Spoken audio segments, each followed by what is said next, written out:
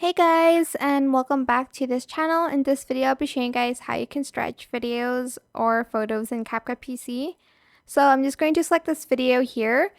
In basic, select select uniform scale and disable it. And here to scale the width, like stretch it out here, slide it to the right, or you can also make it like really dense, I guess. I don't know what it's called. By sliding it to the left.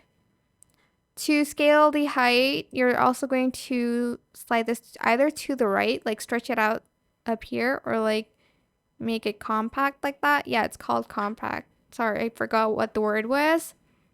And yeah, that is pretty much it. Once you're done like stretching this out, you can enable the uniform scale again and you can scale it normally.